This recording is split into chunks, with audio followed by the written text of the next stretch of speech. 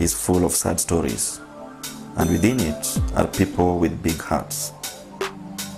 Veronica Kalunde is an HIV and AIDS activist who goes around helping the sickly in their houses, yet she herself needs assistance. Like Onyango, Kalunde is diabetic, but she is unable to raise the 1,400 shillings she needs monthly for her medicines. Nilifuatilia nikakuta kuna diabetes, nikamtuma Kenyatta, kaenda akakataa kutibiwa, mimi mwenyewe nikampeleka hapo. Kumpeleka hapo niliongea akapewa dawa moja na dawa nyingine akaambiwa kanunue.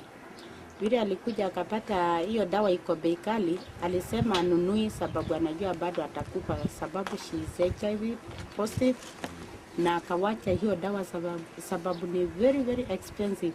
Dose moja ilikuwa alikuta ni 700 shillings na yeye ana.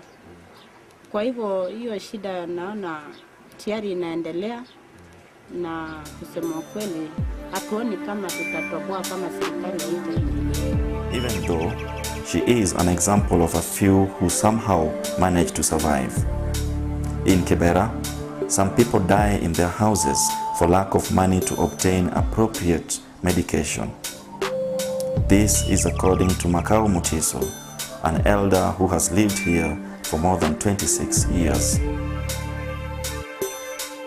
Naelewa kuna watu nimesha hata wengine wanakufilia kwa manyumba. Ni wangapi tunabeba tukipandisha wale parelwe wheelbarrows kwa sababu mtu amekosa ndawa na amegipa. Na wanakufilia wale kwa nyumba, hata hiyo ya sumuni hiyo hapati. Kwa sababu kila mtu ameweka akili yote, hii ndawa ni expensive. Tukikombea na nyinyi ni mashahidi yangu. Ukienda pale St Mary's na Kenyatta, utakuta watu wote wameenda wapi? St Mary's. Saa 12 asubuhi ukienda pale utakuta watu wewe uko namba ya sui ngapi.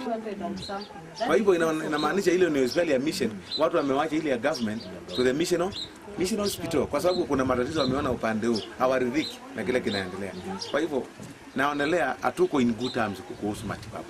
Something should be done. The situation may not be as bad in Takaungu village in Coast Province, but here too there is a problem. Takaungu has only one small public dispensary that runs out of stock of medicines time and again. Takaungu has no chemist. Residents such as Margaret Fondo, Emily Jabiri, and Suleiman Yusuf often have to spend extra cash in transport to go to Kilifi town for medicines, more than 10 kilometers away. And we do have a problem with the availability of medicine. We have a local dispensary which sometimes has medicine, sometimes it doesn't. You have to go to Kilifi. Let's say it's more than 10 kilometers from here. And we are living in the hinterland, so you have to get a boda or a taxi, the piki thing, to Kibaoni, through the main road. That's 50 shillings. Another 50 to Kilifi. That's 200. And should the need for medicine strike on a weekend, even Kilifi chemists would be inaccessible because they remain shut for a better part of the weekend, as Emily Jabiri once found out when she needed medicines to cure pneumonia. I was sick, I was suffering from pneumonia. When I went to the dispensary, the medicine was out of stock. So I was prescribed some medicines. I sent somebody who went to Kilifi. Some of the chemists were closed. It was on a Saturday, so I couldn't get them till after Sunday. Suleiman Yusuf, a fisherman in Takaungu, is worried that medication is fast becoming unaffordable for him. As the fish population declines here, meaning less returns for him, the prices of all kinds of medicines are habitually headed for the roof. Madawa kila siku yabadilishwa bei. Hatupati msimamo mmoja. Maana sasa ile habari ya madawa, haya madawa yanauzwa madukani, matajiri wanapewa uwezo wa kuuza wanavyotaka.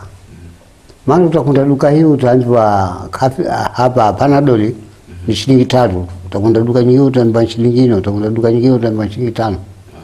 Hakuna msimamo maalum. na kama madawa kila siku yapanda bei. Kwa hivi raia wengi wapata tabu. Sione hivi kuna wengine ile shilingi kuitimiza hivi sasa ni tabu, na madawa kama yanavyopanda. Ukiangalia leo bei nyingine, ukiangalia kesho bei nyingine, ukiangalia bei nyingine, kesho bei nyingine. Ukiangalia hizi tembe za FM sasa moja ni kwa shilingi. Na ilikuwa moja mruru. With these kinds of experiences replicated in different parts of the country, how are these consumers of medicines coping? How does Onyango, for example, manage his diabetes in the absence of medicines? No, I use this one for diabetics. I've used it for quite some time, since 1998, when I was diagnosed with diabetics. I use the two of them, the ginger and this one. Once I peel this one off like that, I just take it.